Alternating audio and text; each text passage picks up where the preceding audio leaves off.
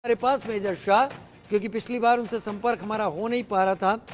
Major Shah, अब हम कहां पर हैं?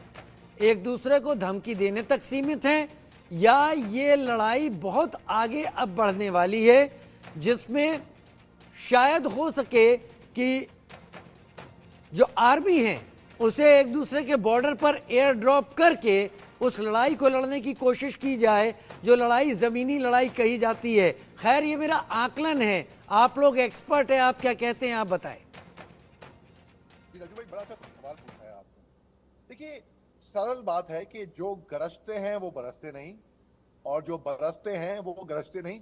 तो अगर किसी को धमकी देते रहेंगे हम या मैं ये कर दूंगा, धमकी क्यों दे रहे हो? डराने, आप मकसद तो बेसिकली अटैक का नहीं है, यानी कि मकसद है डराने का, आर्म ट्विस्ट करने का, कि भाई वो डराने का मकसद तो धमकी देने का ये होगा ना। जिसको अटैक करना होता है, कार्रवाई करनी होती है, वो पूछता नहीं है, वो सीधा जाके ठक से कार्रवाई कर जाता है। और वो भी कार्रवाई तब करता है जब एम्बुश, जब मालूम ही नहीं होता, किसी को उम्मीद भी नहीं करेगा कि भाई एम्बुश के कार्रवाई हो गई है। जैसे आपने बताया कि एयर ड्रॉप करके अटैक, जी हाँ, अब तक देखिए आपको मैं एग्जांपल नहीं, देता हूं। मेजर, ये मेरा आकलन है, ये मैंने कहीं से सुना सोचा नहीं, क्योंकि डिस्टेंस ज्यादा है और कहते हैं जंग तभी असल में जीतने या हारने की तरफ बढ़ती है जब आर्मी का रोल जमीन पर आता है। क्या ऐसा हो सकता है? 1% चांसेस भी? मेजर शाह, आपका एनालिसिस क्या कहता है? हाँ बिल्कुल, इसमें मुमकिन है, ऐसी बात नहीं है, इसको रूल आउट कर नहीं कर सकते हम बिल्कुल भी। आपने जो फरमाया, देखिए एक चीज मैं आपको एग्जांपल देता हूँ। जैसे कि अब तक इजराइल और लेबनान की लड़ाई, या इजराइल और ईरान की लड़ाई हवाई लड़ाई थी, कि भाई के रॉकेट दागे थे, मिसाइल दागे थे। लेकिन इजराइल ने भी अपनी टैंकों को लेबनान के बॉर्डर पे ले गए। ऐसा सुनने को भी आ रहा था कि वो टैंक के लेबनान के अंदर भी घुस गई। तो अगर ये जमीनी लड़ाई, कोई भी लड़ाई जब जमीनी आ जाती है, आर्मी है तो जैसे अपने वीरेंद्र झा साहब एयरफोर्स से, मैं आर्मी से हूँ। आर्मी जमीन लड़ाई जब होती है तो ये और भीषण होती है। हवाई में क्या है हमको मालूम नहीं, आगे क्या गोला गिरने वाला है हवा में। जमीनी लड़ाई पे आमने सामने की लड़ाई हो जाएगी ना, एक तरीके से कहूँ, कहेंगे एक तरीके से कहते हैं गुत्तम गुत्ता लड़ाई अगर हो गई तो ये और भीषण हो सकता है इसमें।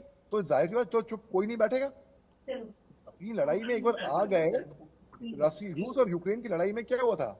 हवाई लड़ाई, जमीनी लड़ाई।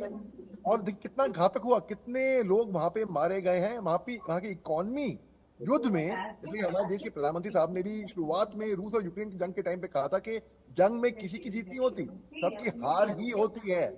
तो यहाँ पर भी, कहीं पे भी, जहाँ पे भी जंग लड़ी जाती है, उस कंट्री की इकोनॉमी डाउन हो रही होगी दोनों तरफ से।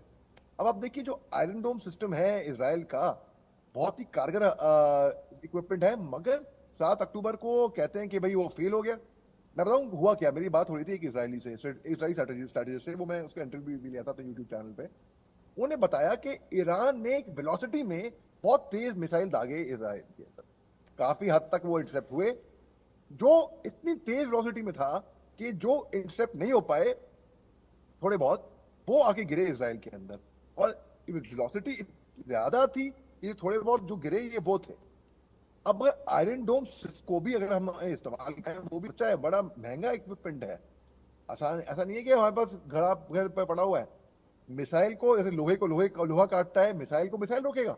नहीं, फिर आयरन वो डोम से इंटरसेप्ट नहीं। आगे एरो 2, एरो 3 भी हैं। इसका मतलब ईरान ने नुकसान तो पहुंचाया है इजराइल को, और इजराइल उसका जवाब देगा जरूर।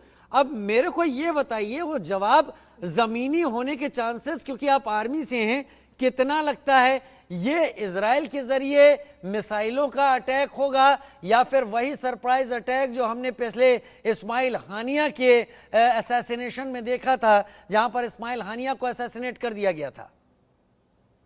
मैं आपको राजू भाई क्या बताऊं, आपने इतना अच्छा लॉजिकल दिलचस्प सवाल पूछा है। देखिए, ये जो इजराइल कार्रवाई करेगा, जमीनी अटैक करेगा, अगर ज्योग्राफिकली देखा जाए, ईरान का और इजराइल का कोई ऐसा बॉर्डर खास पड़ता नहीं है कि वो वहां कहां से करेगा वो जमीनी लड़ाई। उसको जाना पड़ेगा कहीं और से घूम के। देखिए, और इजरायली की जो टेक्नोलॉजी है तो नहीं, तो ऐसा मेरा मानना है कि वो क्या करेगा, वो दिमाग से, यानी कि एक टेक्नोलॉजी, जैसे कि साइबर हमला हुआ था 17 सितंबर को, लेबनान के पेजर के हमले हुए थे। वैसे ही वो अपना दिमाग लगाएगा। अगर इजराइल चाहे, उसके पास वो टेक्नोलॉजी होगी कि वो ईरान को कंप्लीट उनका सर्वर हैक कर दे, उनको एक ब्लैकआउट में बड़ा कर दे, सवाल अभी यानी तक कि उनका मेजर यही है कि इजराइल की खामोशी क्या कहती है, इजराइल चुप क्यों है, अब तक इजराइल ने इतने दिन बीत जाने के बाद कुछ किया क्यों नहीं।